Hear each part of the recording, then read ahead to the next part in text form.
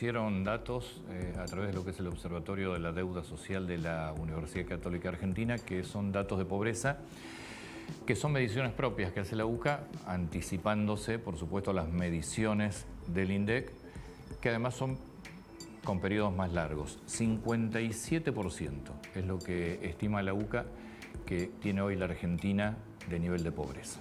Así es, Antonio, casi 6 de cada 10 argentinos están bajo la línea de pobreza, quiere decir no llegan a ganar 600.000 pesos, que hoy es la línea de pobreza redondeando. El salto fue muy importante, en diciembre a la UCA le había dado 49,5% y ahora en enero 57,4%.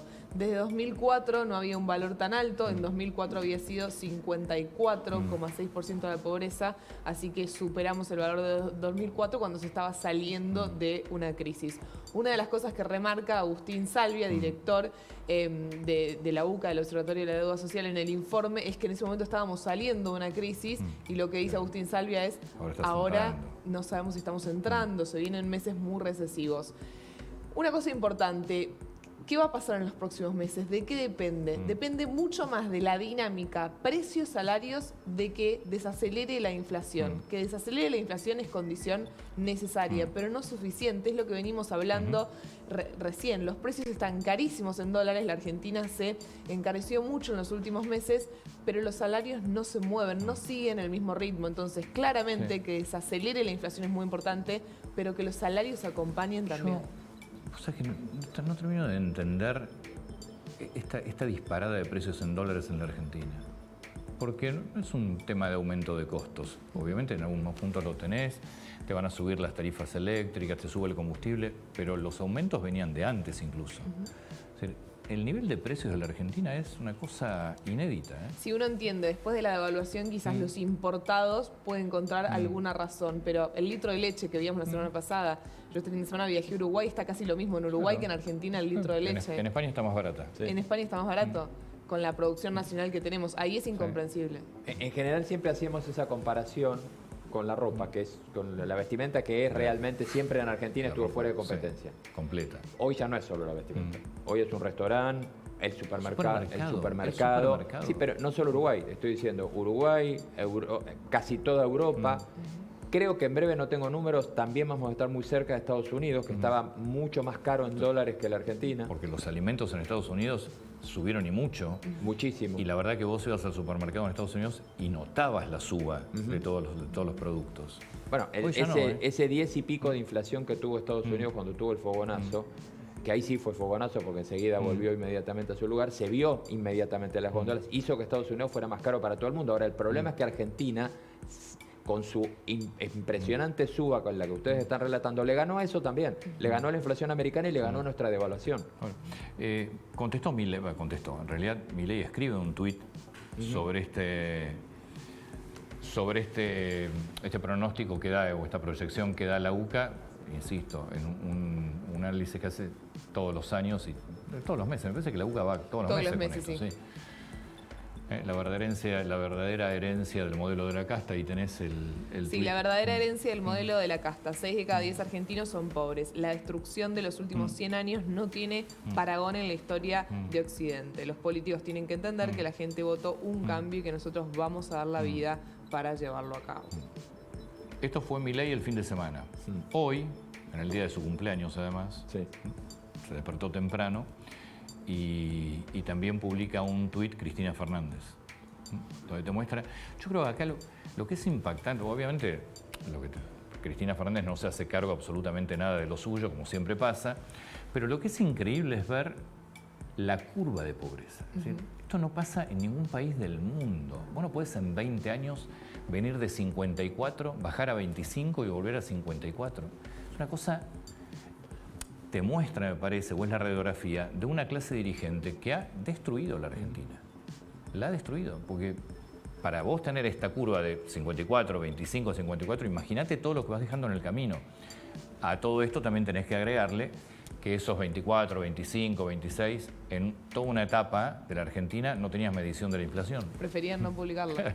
Con lo cual, la pobreza, que se rige fundamentalmente, entre otras variantes, la económica, la canasta básica, era una canasta básica inventada, porque eran los precios que fijaba el gobierno y que decía el gobierno que te lo usaba para medir. Entonces, también es irreal eso. Y además tenés que ver que vas de 54 a 25 a 54, pero en la franja media, sobre todo a partir del año, no sé, el gobierno de Néstor Kirchner debe haber empezado con esto también, tenés una enorme cantidad de planes sociales, de incidencia de planes sociales, tenés una enorme cantidad de subsidios en el transporte, en los servicios eléctricos, y así todo, mirá el nivel de pobreza que hay en la Argentina. Es decir, la clase dirigente ha destruido a nuestro país. El kirchnerismo... Pero esa curva es una cosa inédita. Bueno, y esa curva te genera un aumento de la pobreza estructural que es muy difícil de revertir. Pero que no hay país en el mundo que en 20 años pase de 54 a 25 a 54. No existe. A ver, quizás el único que puede hablar, porque la verdad es que no sé el análisis que quieran hacer otros, pero es muy difícil pensar que vas a saltar en un mes y en 2 meses de gobierno vas a saltar en 14 puntos de pobreza. Y por ahí el único que puede hablar de esto es Milei porque no participó en la anterior. Ahora, no hay nadie en toda la estructura política argentina que pueda decir una sola palabra de lo que pasó antes, porque esto que están diciendo ustedes no es solo que se incrementó la pobreza estructural, sino que eso fue al mismo ritmo de que se fue torneando un nuevo estilo de vida en Argentina, económico y cultural. Esto es en lo que es increíble escucharla a Cristina hablar de esta cuestión, porque como vos dijiste recién, Antonio, si empezamos a sumar todo lo que cambió durante esa curva, en materia de subsidios, de retrasar tarifas para no reconocer que no podías controlar la inflación y que eras muy malo gobernando. Retrasar tipo de dólar para ocultar que eras muy malo gobernando. Frenaste las importaciones. Frenar importaciones. Planes sociales. Multiplicar los planes sociales para también ocultar que eras muy malo gobernando y no podías gobernar un país con una distribución normal de la riqueza. Mis dudas también, ¿eh? Yo creo que no es para eso. Yo creo que no es para eso. Entonces es peor, porque es delictual. Yo creo que no es para eso. No es para disfrazar que gobernas mal. Es para manejar y para dominar a una sociedad. Entonces es doloso, no es culposo. Bueno, cuando decíamos vas camino a Venezuela, vas camino... Es eso. O sea, es empobrecer a una sociedad, manejarla dándole vos dinero, pero lo que tienen que entender esa parte de la sociedad que creen que tuvieron un gobierno fabuloso porque pagaban la electricidad poco, porque tenían un plan social, porque el transporte era regalado, lo que tienen que entender es que en realidad en ese momento eran pobres y siguieron siendo pobres. El resto vino de regalo, pero sus ingresos no le permitía vivir con los costos lógicos de un transporte o un servicio público. Entonces no es que hubo un gobierno que te sacó de la pobreza, un gobierno que te regaló dinero para tenerte atado a cualquier elección posible para que los votes. Básicamente eso. Esta curva, para mí la curva es increíble, ¿no? Es decir, 54%, 25% y 54% en 20 años te muestra que la clase dirigente de la Argentina fue realmente nefasta, porque ha destruido a la sociedad. Y ya que estamos, me dejan meter un tema que tiene que ver con esto, porque durante el fin de semana también, creo que Milei volvió a tuitear o retuiteó un posteo que hablaba de María Becerra cobrando $90.000 en Formosa. Digo, a mí me parece que hay que entender algo del tema recitales, artistas, cine, teatro.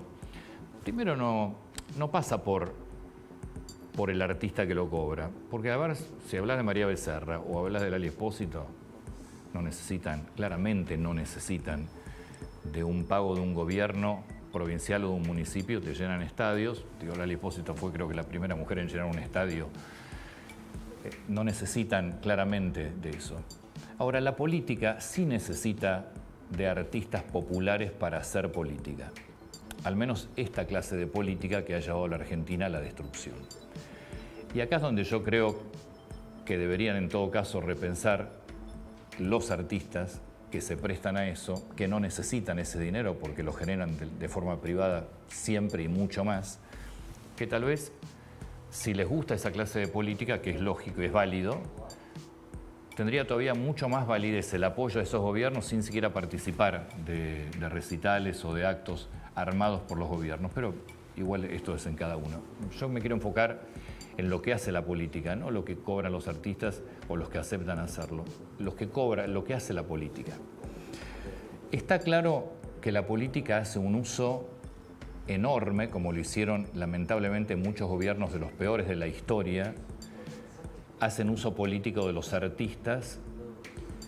Ahora, la Argentina no está... Digo, un municipio como La Matanza no puede pagar la fortuna que pagan los recitales o ha pagado en los recitales. Una provincia como Formosa, que vive el 90% de fondos que no se generan en la propia provincia, no pueden pagar. Es decir, es una cuestión de prioridades.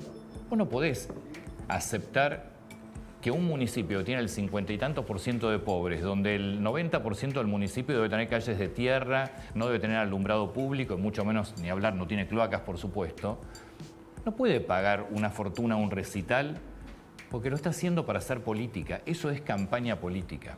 Entonces, a mí ahí me parece que Milei tiene sentido lo que plantea. Después podemos discutir las formas, pero tiene sentido lo que plantea. Tenés que terminar con toda esta historia.